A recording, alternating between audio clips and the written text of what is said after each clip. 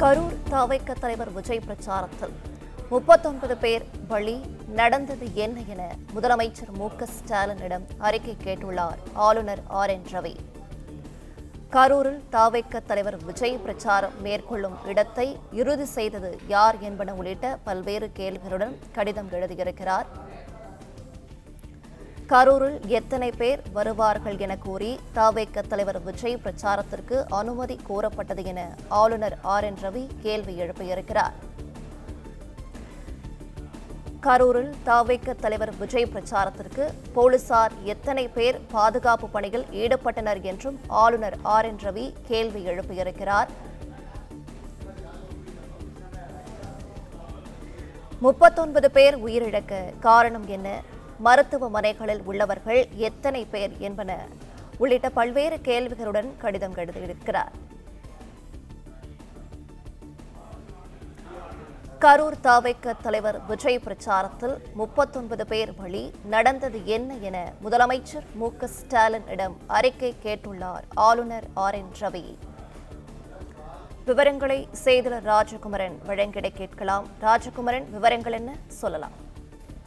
தமிழக வெற்றி கழக தலைவர் விஜய் நேற்று நடத்தியிருந்த கரூரின் சுற்றுப்பயணத்திலே கூட்ட நெரிசலில் சிக்கி மூச்சு திணறல் உள்ளிட்ட பாதிப்புகள் காரணமாக 39 பேர் பரிதவிக்க உயிரிழந்திருக்கின்றார்கள். இந்த நிலையில்தான் அந்த உயிரிழப்புக்கான காரணம் என்ன என்பது தொடர்பாக பல்வேறு விசாரணைகள் காவல்துறை தரப்பில் மேற்கொள்ளப்பட்டு வருகின்றன. மேலும் இந்த சூழ்நிலையில் தமிழ்நாடு ஆளுநர் RN ரவி முதலமைச்சருக்கு நடந்திருக்கக்கூடிய சம்பவம் தொடர்பான விளக்கத்தை வழங்க வேண்டும் என்று வலியுறுத்தி கடிதம் அனுப்பியிருக்கின்றார்.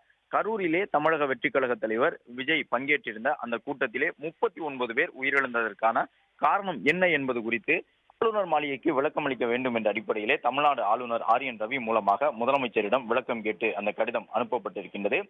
கரூரில் எத்தனை பேர் வருவார்கள் என்று கூறி விஜய் தன்னுடைய பிரச்சாரத்திற்காக அனுமதி கேட்டிருந்தார். எந்தெந்த பகுதிகளிலே தேர்தல் பரப்புரை மேற்கொள்வதற்காக விஜய் அனுமதி கேட்டிருந்தார். பிரச்சாரம் மேற்கொள்ளக்கூடிய இடத்தை இறுதி செய்தது யார், காவல்துறையா அல்லது விஜய் தரப்பிலேயே காவல்துறை பரிந்துரைத்திருந்ததன் அடிப்படையில அந்த இடத்தை இறுதி செய்து கொண்டார்களா என்பது உள்ளிட்ட கேள்விகளை அடிப்படையாக வைத்து ஆளுநர் மாளிகையிலிருந்து இந்த கடிதம் முதலமைச்சருக்கு அனுப்பப்பட்டிருக்கின்றது.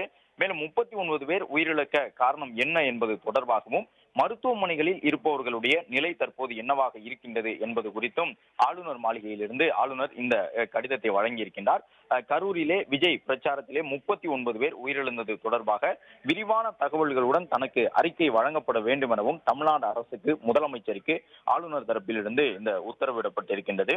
39 பேர் பலியானது தொடர்பாக முதலமைச்சருடைய அறிக்கையும் வழங்கப்பட வேண்டும் எனவும் ஆளுநர் வலியுறுத்தி இருக்கின்றார். அந்த கடிதத்திலே காவல்துறை சார்பில் எடுக்கப்பட்டிருந்த நடவடிக்கைகள் என்ன, காவல்துறையை எப்போது தமிழக வெற்றி கழகத்தினர் அணுகியிருந்தார்கள், தேர்தல் பரப்புரை நடைபெற்ற அந்த வேலுச்சாமிபுரம் என்பதை இறுதி செய்தது யார், அல்லது அவர்கள் ஒருவேளை இறுதி செய்திருந்தால் தமிழக வெற்றி கழகத்தினர் வேறு ஏதேனும் வாய்ப்புகளை காவல்துறை வழங்கி அவற்றை நிராகரித்து விட்டு அந்த இடத்தை தேர்வு செய்தார்களா என்பது உள்ளிட்ட கேள்விகள் இடம்பெற்றிருக்கின்றன. மேலும் அந்த மனுவையும் தனக்கு வழங்க வேண்டும் என்று ஆளுநர் மாளிகை தரப்பிலே தமிழ்நாடு ஆளுநர் அவர்கள் முதலமைச்சருக்கு எழுதியிருக்கக்கூடிய அந்த கடிதத்திலே குறிப்பிட்டிருக்கின்றார். எனவே காவல்துறை தரப்பில் விளக்கம் முதலமைச்சர் வாயிலாக வழங்கப்படும் என்று தெரிய வந்திருக்கின்றது. ஏற்கனவே DGP நேற்றைய தினம் செய்தியாளர்களை சந்தித்த பொழுது 10,000 பேர் கூடுவோம் என்றுதான் சொல்லியிருந்தார்கள். ஆனால் 30,000க்கும் மேற்பட்டவர்கள் ஒன்று கூடிவிட்டார்கள். மேலும் அவர்கள் பரப்புரை செய்ய திட்டமிட்டிருந்த நேரம் என்பது மாலை 3 மணிக்கு மேலாக, இரவுக்கு 10 மணிக்கு உள்ளாக என்பதாகத்தான் இருந்தது. ஆனால் அவர்களுடைய அதிகாரப்பூர்வ சமூக வலைதள பக்கத்திலே 12 மணிக்கே விஜய் வந்து விடுவார் என்றெல்லாம் பதிவிட்டிருந்தார்கள். இது போன்ற தகவல் குழப்பங்கள் காரணமாகத்தான் மிகப்பெரிய அளவிலான கூட்டம் மதிய வேளையிலேயே வந்துவிட்டது என்று DGP தரப்பிலே விளக்கம் அளித்திருந்தார்கள்.